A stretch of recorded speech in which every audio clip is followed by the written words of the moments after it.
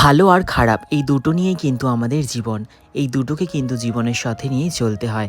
যেমন কেউ খুব ভালো বললে সেই আনন্দে ভেসে যেতে নেই, তেমন কেউ খারাপ বললেও কিন্তু সেটা নিয়ে ভেঙে পড়তে নেই।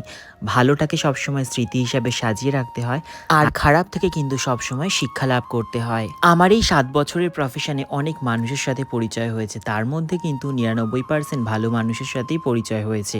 আর সেগুলোকে আমি সবসময় স্মৃতির পাতায় সাজিয়ে রেখেছি। আর যেই সমস্ত খারাপ মানুষদের সাথে পরিচয় হয়েছে তাদেরকে কিন্তু লাইফ থেকে দূরেই সরিয়ে রেখেছি। তো চলো আজকে সেই গল্পই তোমাদের সাথে শেয়ার করি। ২৭শে নভেম্বর ছিল আমার দুজন ব্রাইড, আর দুজনই ছিল খুব ভালো আর মিষ্টি ব্রাইড।